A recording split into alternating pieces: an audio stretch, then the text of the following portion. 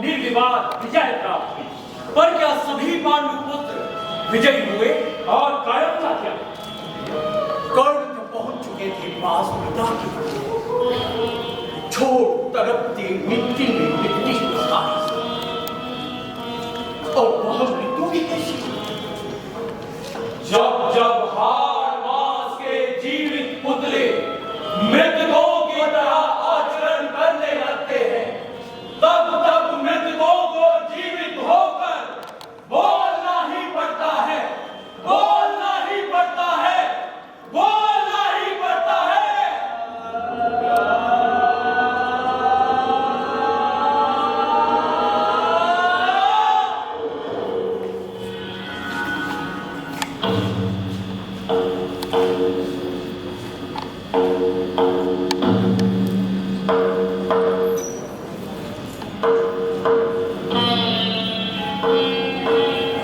कोई कहता मयूर पंख जैसी, तो किसी का ये कहना कि वे बबूल की फूल सी होती है जो अपनी छोटी ही सुगंध। लेकिन मैं इसे कभी स्वीकार नहीं। सदैव ही एक हाथी के पैरों जैसी जो मन की आत्म खोले अपना गहरा पीछे छोड़, कम से कम मेरी स्मृतियों से संसार मेरे साथ एक युद्ध क्षेत्र के रूप में उपस्थित, और मेरा जीवन की क्या उस क्षेत्र में मानो केवल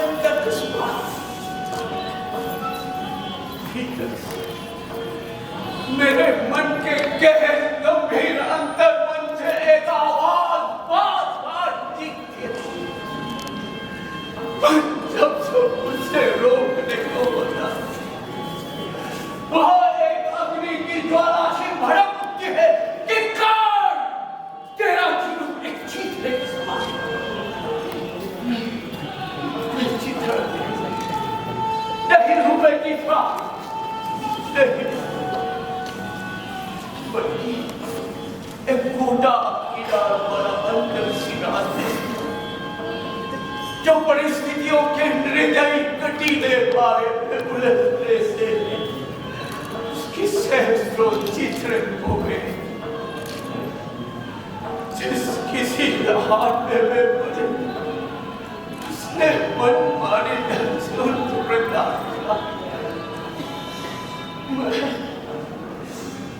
मैं तो मन से लड़ने वाला एक असंख्य से देखो, मैं चित्रा नहीं हूँ, मैं चित्रा नहीं हूँ, नहीं हूँ मैं चित्रा।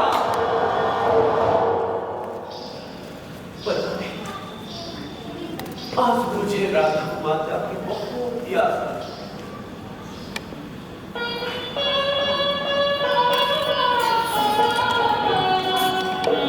बसु, अरे बेटा बसु। हाँ माँ। अरे बेटा, दूसरे की गंगा की ओर न जाना,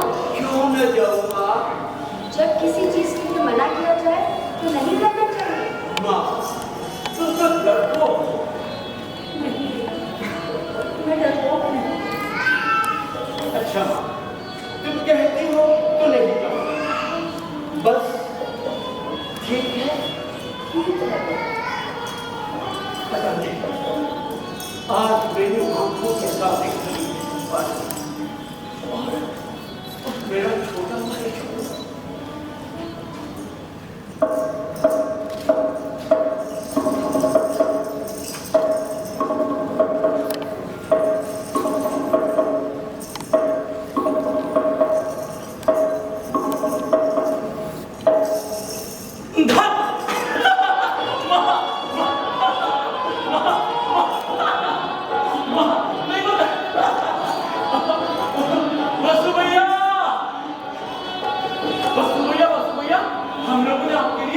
राज्यसभा तैयार की है।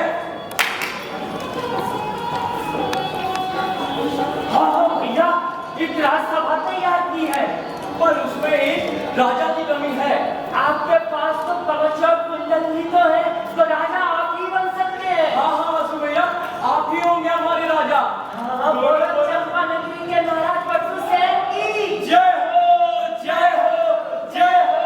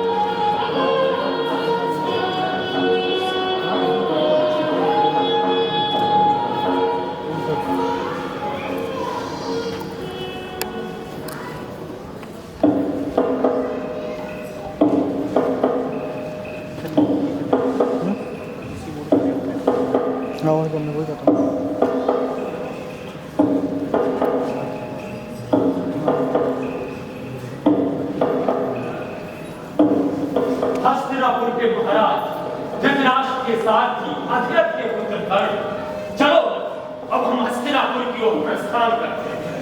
आओ।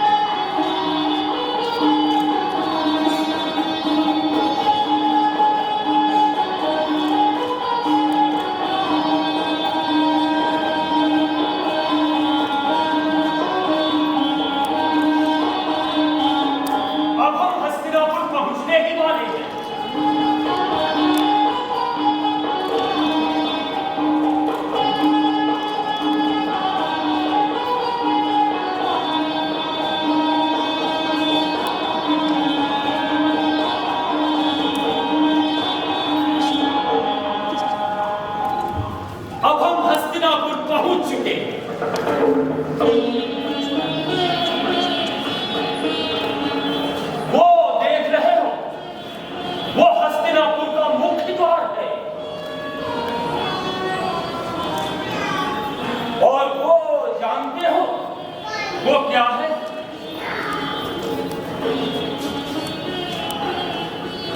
वो गुरु द्रोणाचार्य जी का अखाड़ा है। वो अपने शिष्यों को शिक्षा देते हैं।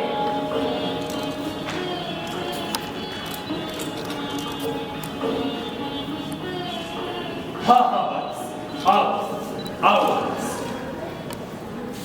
अरे युवराज दुर्योधन आप, अधिरथ चाचा आप, चंपा नगरी से कब लौटे? बस चला ही आ रहा हूं युवराज। और ये कौन है? ये मेरा पुत्र कर्ण है। हस्तिनापुर दिखाने के लिए लाया था युवराज। आप वहां से मिल लीजिए, वे आपका सारा प्रबंध करवा देंगे। कर्ण, कर्ण, क्या ये तुम्हारे कवच और कुंडल जन्मजात है? जी, तुम इन कुंडलों में बहुत सुंदर दिखते हो। एकाएक एकाएक तो कोई विश्वास ही नहीं करेगा कि तुम मदिरा चाह चाह के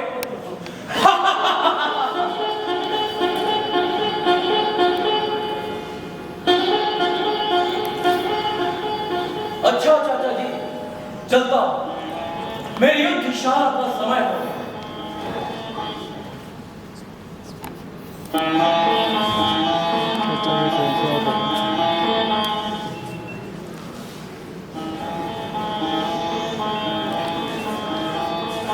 चलो वत्स, चलते हैं।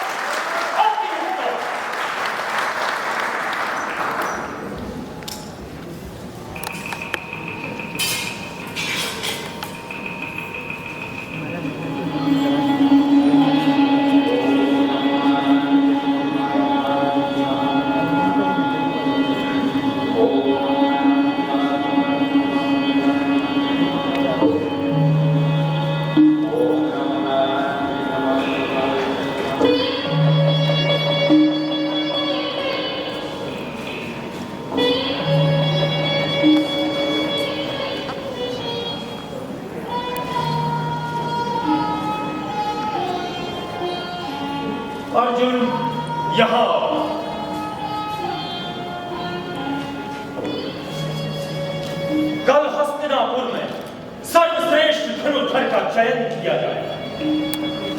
इसलिए आज हम तुम्हें गुरु मंत्र देते हैं।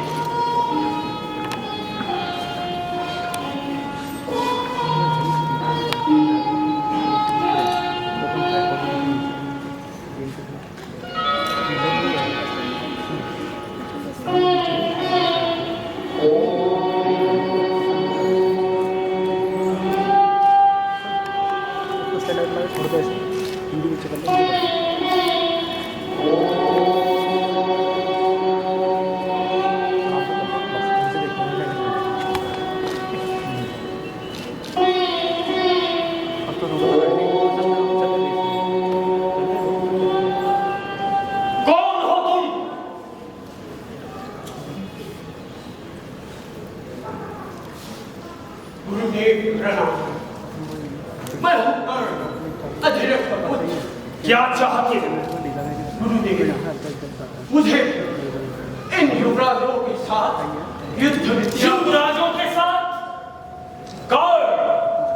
तुम ये भूल रहे हो कि तुम एक सूत पुत्र हो। एक सूत पुत्र युवराजों के साथ शिक्षा कैसे पा सकता है?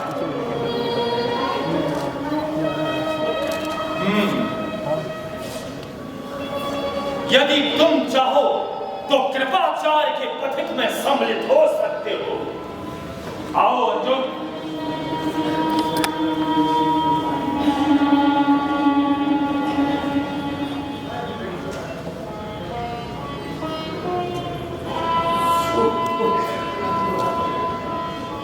कोई मानव नहीं, सूत पुत्र को कोई शिक्षा नहीं, सूत पुत्र को कोई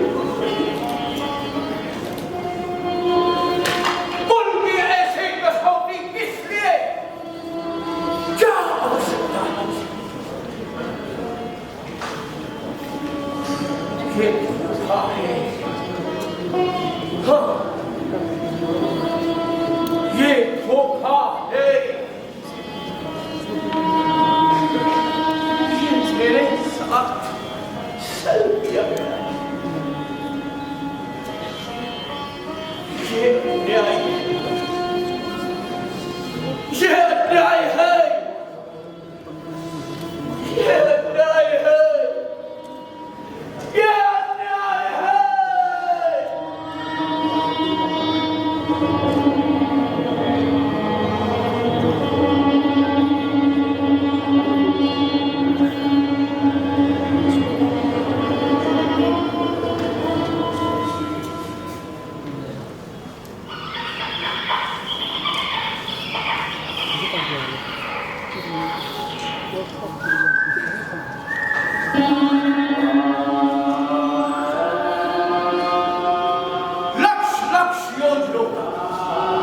मुझको केवल प्रकाश ही प्रकाश दिखाई दे रहा है। अंततः ये तेजस्वी प्रकाश संसार के समस्त अंधकार को नष्ट करने वाले सूर्यदेव, आज से मैं सूर्यपुत्र तुम्हारा शिष्य हूं प्रभु। मुझे आशीर्वाद दो। आशीर्वाद मैं उस युवराज अर्जुन को दिखाऊंगा कि संसार में वही अकेला धनुर्धर नहीं है, मैं उससे भी श्रेष्ठ धनुर्धर दूंगा। हाँ, सर्वश्रेष्ठ।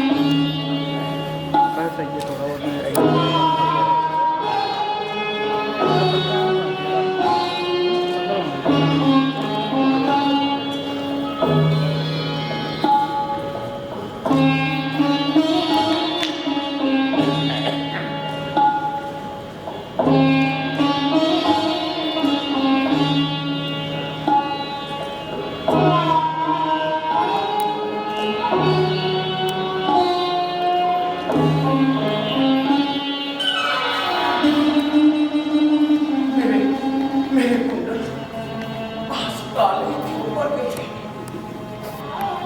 किस महान विनाश की पूर्व सूचना है? किस लिए मिले हैं ये कुंडल? क्या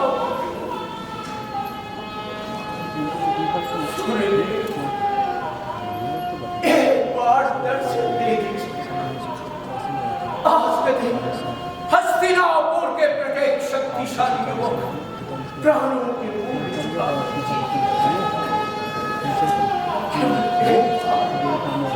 केवल एक बार सहस्त्र तेजस्वी देव खोल कृपा दृष्टि धन्य प्रभु, केवल एक बार। अर्जुन, अपना कौशल दिखलाओ।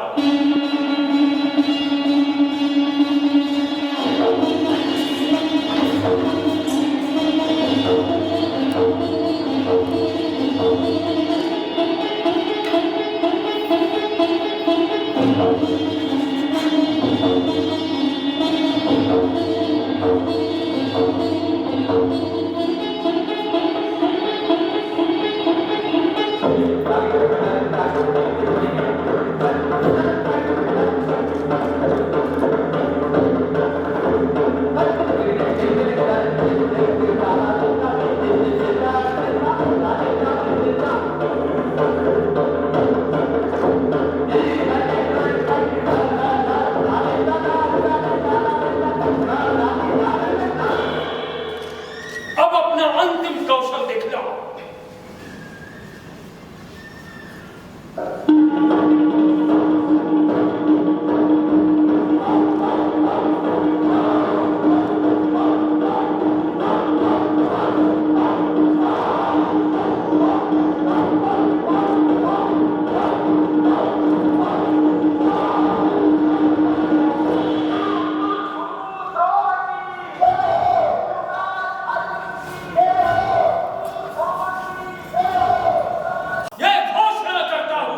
कि आज का सर्वश्रेष्ठ धनुर्धर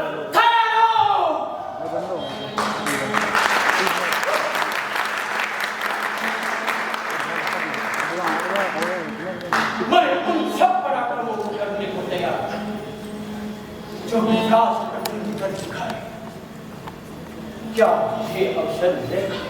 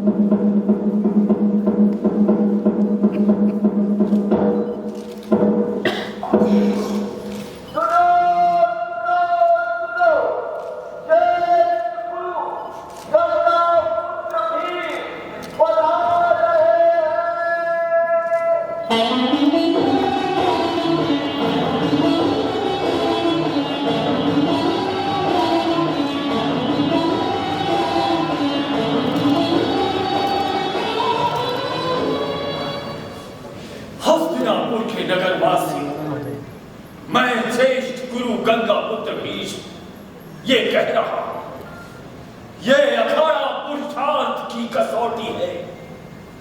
हस्तिनापुर का कोई भी वीर अपना पुरुषार्थ प्रकट कर सकता है। इस साहसी वीर पराक्रमी कर्ण को भी अपना पुरुषार्थ प्रकट करने का अवसर दिया जाए। कर्ण, तुम अपना कौशल दिखलाओ।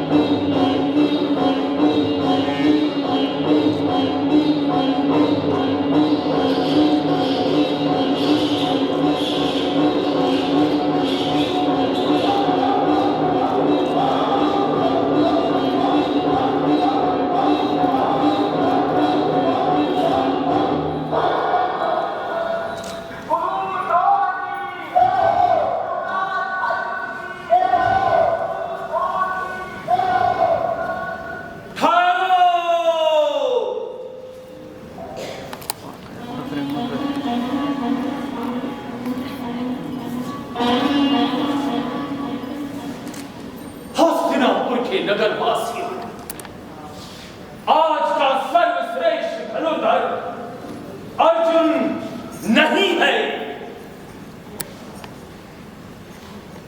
तो फिर कौन है?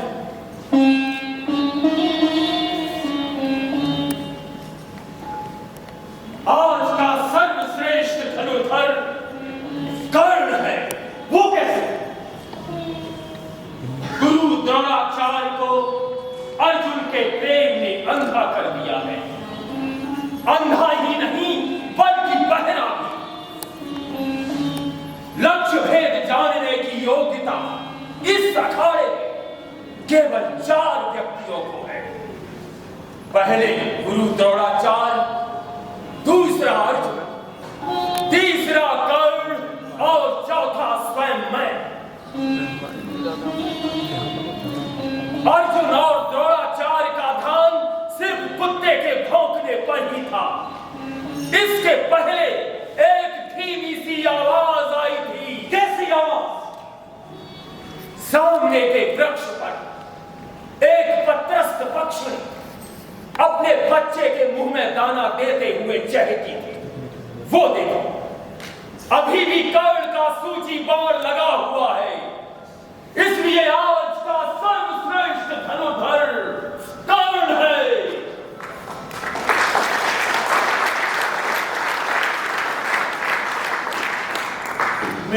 मेरे गले में नील कमलों की माला नहीं, इसलिए मेरी विजय कलंकित है। यदि ऐसा किसी को लगता है तो मैं आज हस्तिनापुर के इस चबूतरे पर खड़ा होकर युवराज अर्जुन को द्वंद्व युद्ध के लिए चुनौती देता। द्वंद्व युद्ध निर्णय कर देगा कि सर्वश्रेष्ठ को मुझसे इच्छा नहीं चाहिए। तात्पर्य है कौन? अरे वो है ना मेरा साथी, उसी का बेटा है। मेरा साथी का बेटा सूतपुत्र। साथी पुत्र, सूतपुत्र, साथी पुत्र, सूतपुत्र, साथी पुत्र, सूतपुत्र, साथी पुत्र, सूतपुत्र, साथी पुत्र। शांत हो जाइए। धर्मशास्त्र के अनुसार क्षत्रिय किसे कहते हैं?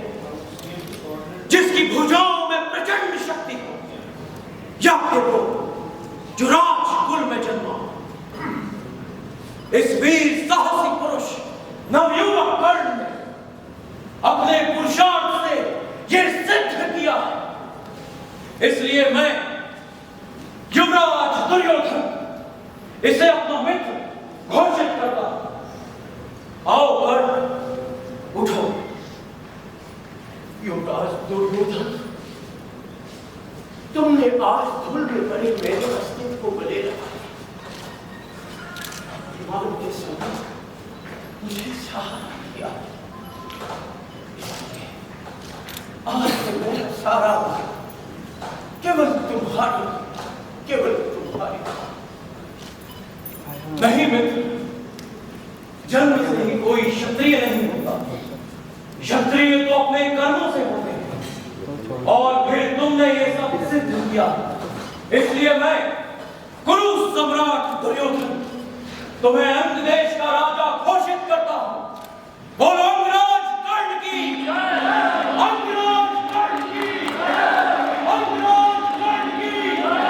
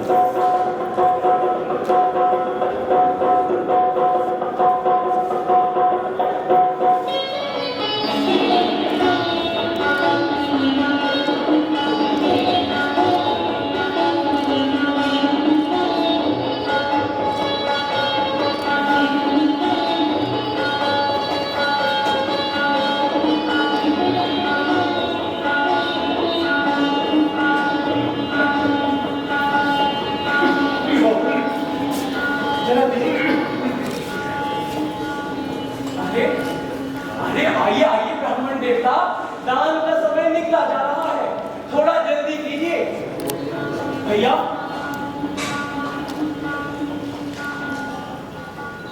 आइए ब्रह्मदेव, आपको क्या दो?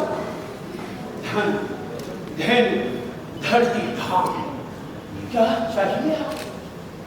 कर्ण, तुम्हारा यह सुनकर मैं बहुत दूर देश से आया।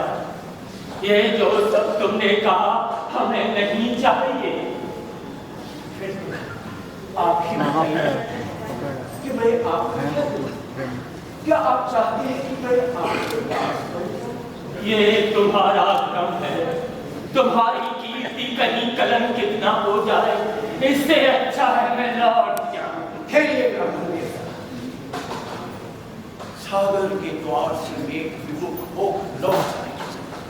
ये तो संभव है, पर बन के द्वार से याचक नहीं लौटाया जा सकता। आप मानिए, मैं इस पुस्तक को भी आपके चरणों में रख दूंगा। हे दानवीर कहलाने वाले कर, अपनी दानवीरता पर इतना ही अभिमान है तो ला दे दे अपने कवच और कुंडल दान।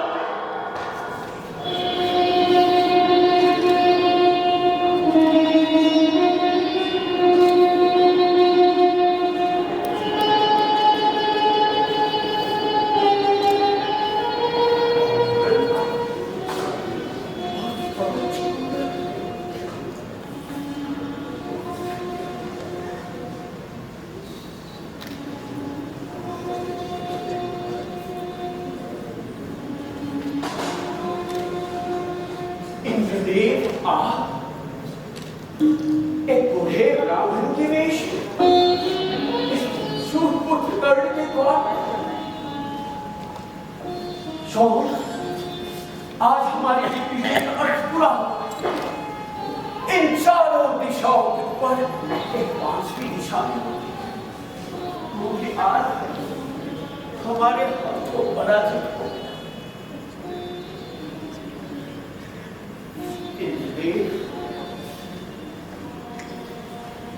मैं इन कवच कुंडलों को तो आप ही छोड़ देता हूं, पर ये तो बताइए कि आप इन्हें लेना क्यों चाहते हैं? बोलिए, आप चुप क्यों हैं? नहीं भैया नहीं,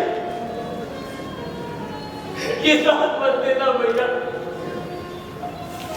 ये दान मत देना,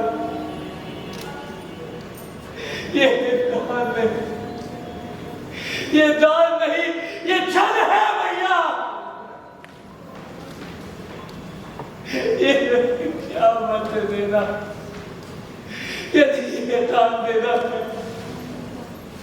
तो ये दान मुझे दे दो भैया, ये भिक्षा मुझे दे दो, ये दान नहीं छल है।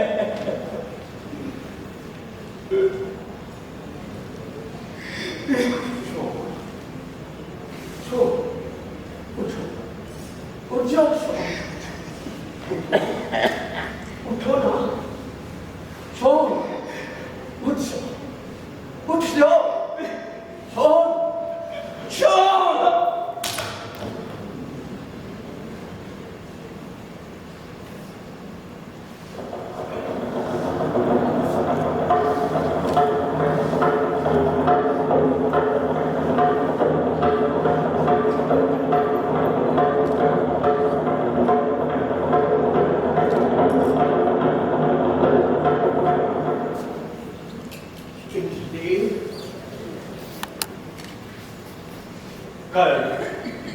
आज मैं तुम्हें अमोघ अस्त्र प्रदान करता हूं, वैजंती अस्त्र।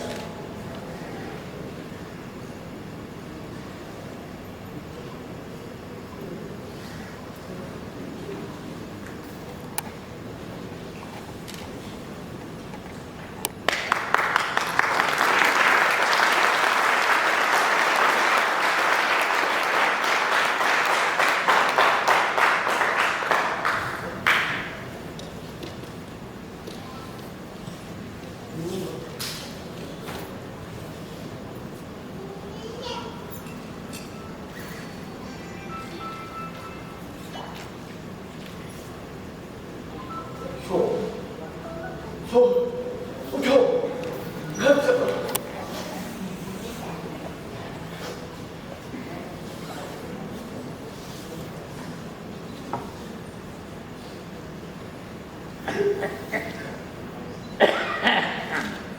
भैया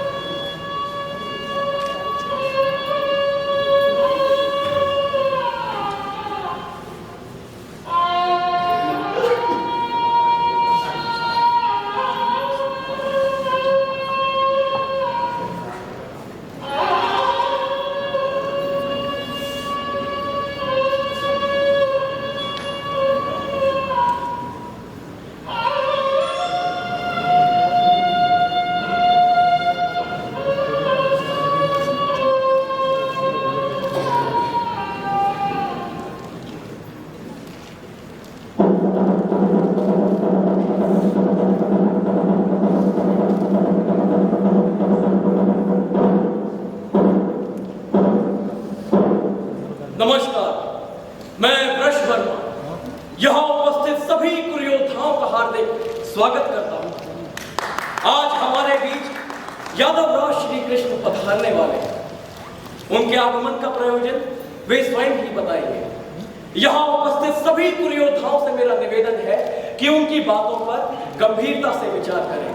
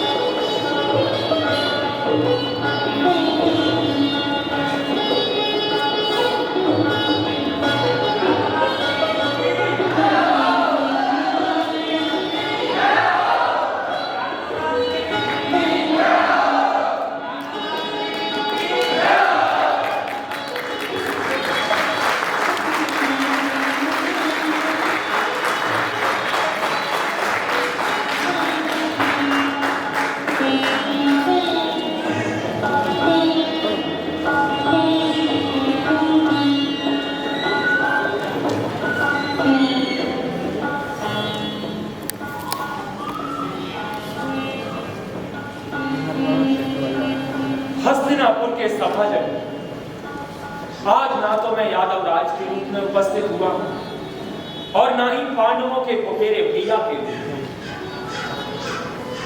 मैं न्याय पक्ष के एक पक्षधर के रूप में इस पुरातन राज सिंहासन से न्याय मांगने आया। पिछले दिनों जो कुछ भी घटित हुआ उसे दोहराने की अब कोई आवश्यकता नहीं। पिछली सारी बातों को भुलाकर हे राजा धृतराष्ट्र, पांडवों को उनका आधा राज्य देकर इस भावी विध्वंस को रोक। बोलिए राजा, क्या आप इस बात के लिए तैयार हैं?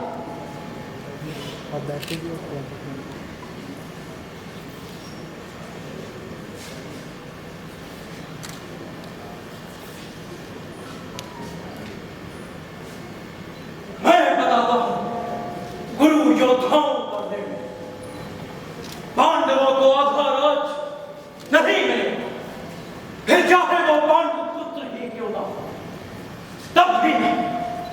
अगर आधा राज्य नहीं देते हो तो कम से कम खांडव वन में उन्हीं के द्वारा निर्मित इंद्रप्रस्थ ही उन्हें लौटा। नहीं, बिल्कुल नहीं।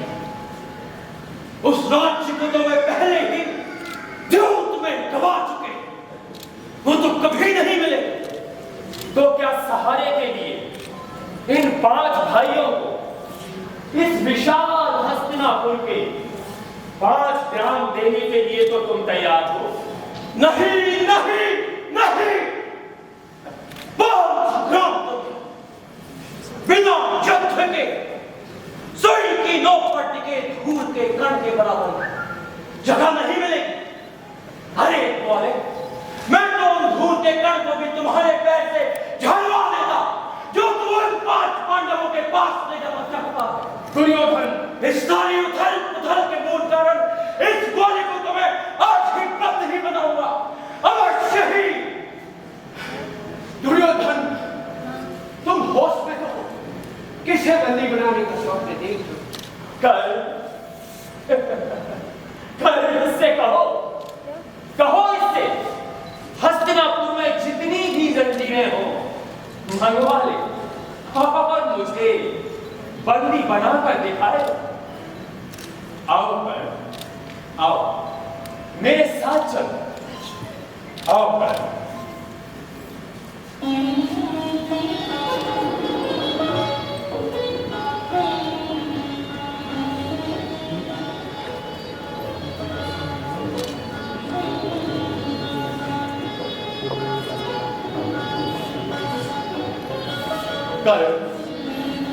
मैं तुमसे एकांत में कुछ कहना चाहता हूं।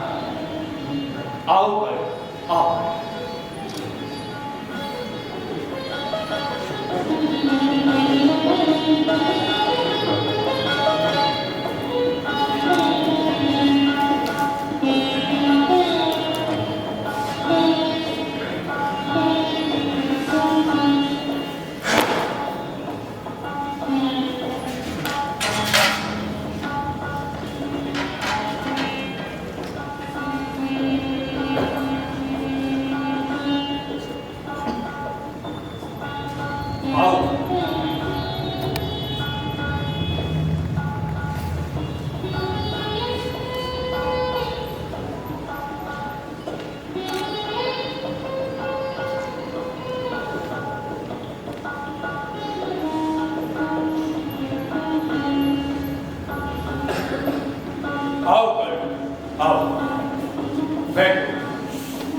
हाँ हाँ बैठो।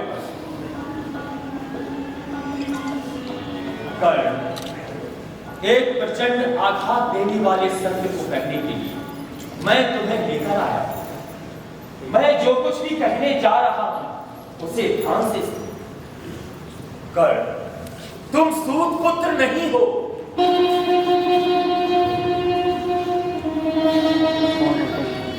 तुम राधा माता और अधिरथ के भी पुत्र नहीं होकर ये छोटे प्रभु ऐसा मत कहिए,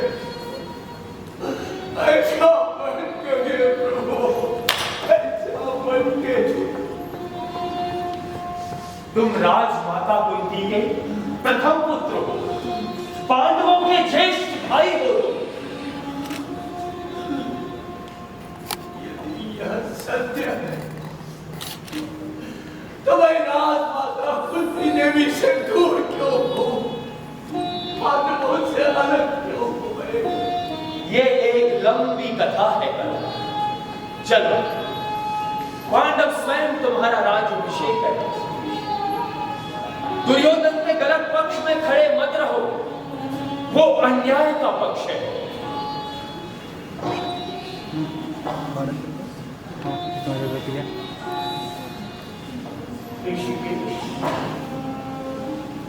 क्या तुम यशोदा माता पर क्या कर सकते हो? मैं कैसे राधा माता को छोड़ दूं? कैसे छोड़ दूं? इस भाग्य गढ़ को क्षमा कर दो यमराज। मैं अब दुर्योधन को पक्ष नहीं छोड़ सकता। ये विश्वासघात मैं नहीं करूंगा। एक ही प्रार्थना है आपसे कि पांडवों को यह तभी मत बताना मैं उनका ज्येष्ठ भाई, वे मुझसे लड़ नहीं पाएंगे। तेरो माधव, मेरा एक व्यक्ति है आपसे। नहीं कौनते, कौनते नहीं माधव, राधे द्रौपदी से कहना उस पांचाली से हो सके तो मुझे क्षमा कर दे। मैं पश्चाताप की करते में चलता रहा। कहना इस कर्ण को क्षमा कर दे। चलो मेरा एक अंतिम विनती है आपसे। नहीं राधे, कहो क्या करना है? मुझे वचन दो प्रभु, वचन दो। मैं जो कुछ भी कहूँगा, जो कुछ भी मांगूंगा, आप मुझे दो। मैं वैसा कुछ नहीं मांगूंगा जो आप दे सको प्रभु। मैंने वचन दिया कर। प्रभु मेरे मरने के बाद हाँ मेरा अंतिम संस्कार ऐसे जगह करे जो बिल्कुल शर्मभूमि हो, जहाँ रक्त की एक बूंद भी गिरी हो प्रभु। यही मेरी अंतिम इच्छा है प्रभु, यही मेरी अंतिम इच्छा है। तथास्तु।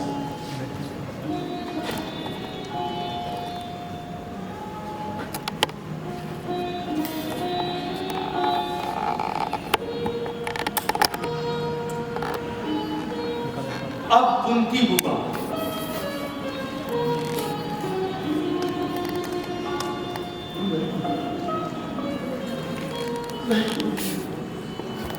मैं कौन हूँ?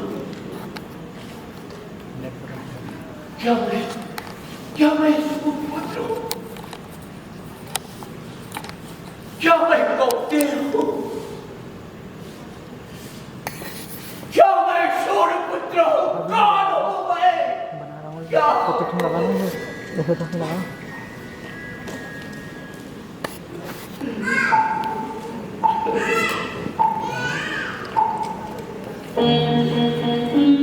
केशव, हे केशव, ये तुमने मुझे किस धर्म संकट में डाल दिया है। सब कुछ जानते हुए भी तुम मुझे उस पुत्र के पास भेजना चाहते हो जिसे मैंने जन्म देते ही गंगा की गोद में बहा दिया था। नहीं नहीं, मैं नहीं जाऊंगी, नहीं जाऊंगी, मैं नहीं जाऊंगी। नहीं, नहीं, मुझे जाना होगा, मुझे पांडवों को बचाना होगा, मुझे पांडवों को बचाना होगा।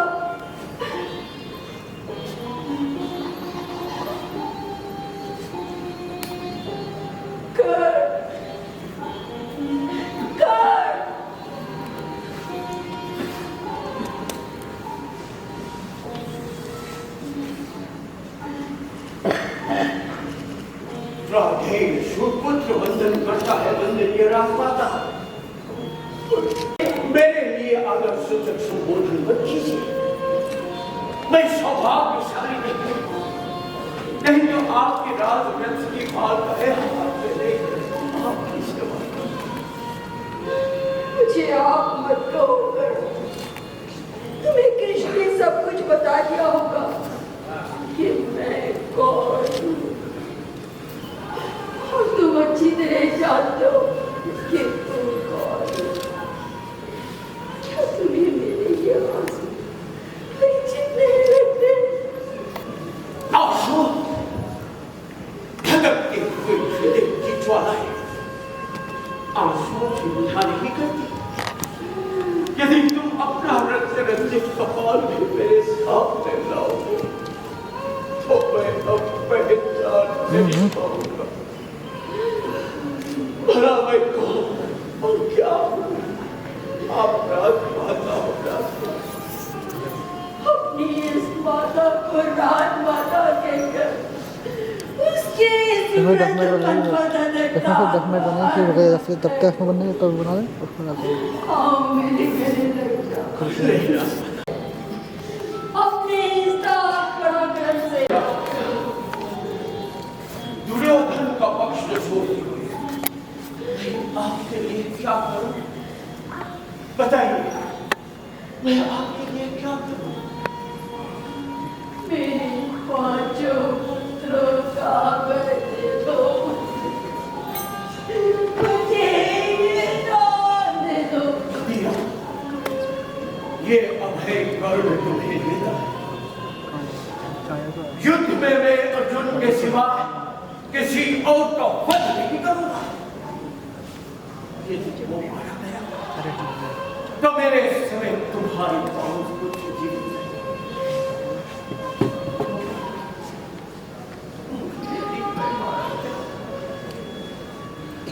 तुम्हारे पांच पुत्र ज्यों जीवित रहेंगे। यदि मेरी ही मृत्यु के नींव पर पांडवों का जीवन टिक सकता है तो मैं उस नींव को पत्थर बनने को ही स्वीकार करता हूँ। स्वीकार करता हूँ। तुम धन्य हो। समय नहीं करेगा तुम्हारा सर्वश्रेष्ठ पुत्र कौन है? तुम अवश्य ही सर्वश्रेष्ठ हो पुत्र, सर्वश्रेष्ठ हो।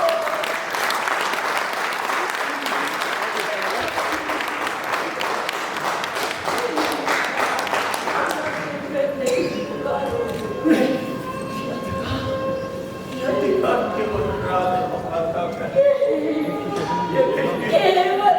एक बार अपनी इस माता को माता कह के पुकार। आप यहाँ से चले जाइए। आप यहाँ से चले एक बार ये अधिकार केवल राधा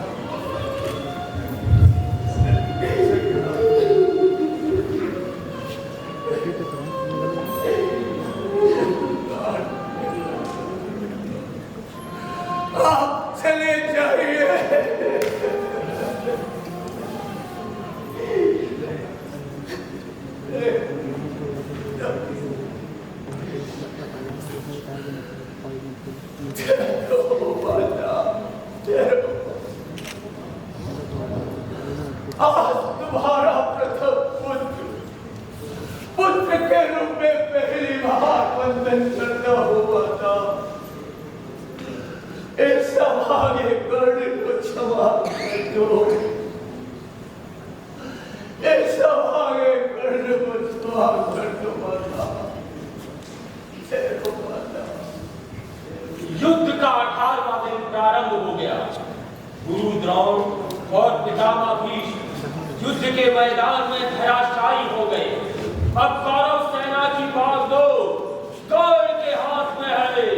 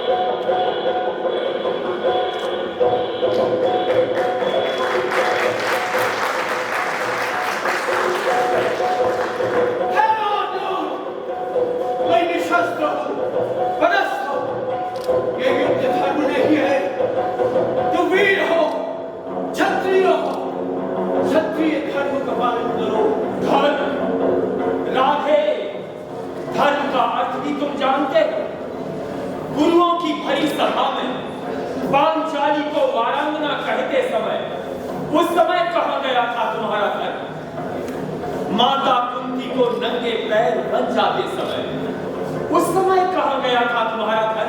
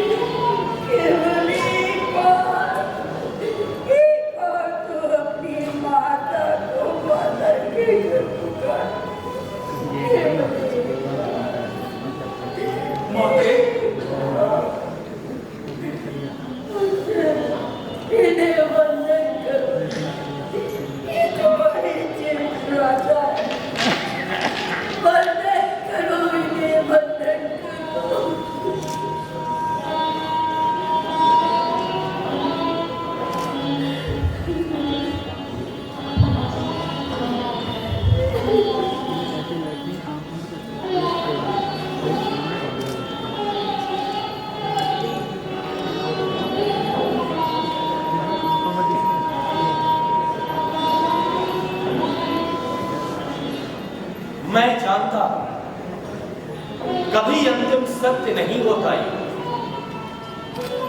ना सुलझती है समस्याएं युद्ध से, ना होते हैं प्रश्न हल, बल्कि नरसंहार और भय ही परिणाम है युद्ध का। मनुष्य जाति कहीं खो ना बैठे श्रद्धा, रम्य सपनों में खोई मानव जाति के पीढ़ी दर पीढ़ी भंग होने का डर है युद्ध से। फिर भी मैंने महाभारत युद्ध प्रज्वलित किया। क्यों? किस लिए? क्या इसलिए कि मैं एक पाषाण हृदय बधिक था? कदापि नहीं। फिर यह युद्ध क्यों प्रज्वलित किया? क्योंकि प्रश्न था मेरे सामने मानव जाति का। प्रश्न था मेरे सामने अनगिनत कुंभ धारण कर रहने वाले अमर आदम तत्व का। प्रश्न था मेरे सामने चिरंतन अंतिम सत्य का, अंतिम और कभी ना बदलने वाला सत्य। जीवन होता है जहां जहां, वहां वहां होती है लालसा प्रकट हुई, होती है छटपटाहट मुक्ति की। भीतर, गहरे भीतर अविराम गति से है जीवन का अर्थ प्रकट। जब मैं दृश्य वस्तुओं के परे जगत है एक सूक्ष्म, उसे देखने मानव जाति को रुकना ही पड़ता है घड़ी पर। यही युद्ध प्रभावशाली होता है। इसलिए प्रज्वलित की युद्धाग्नि में मां इसी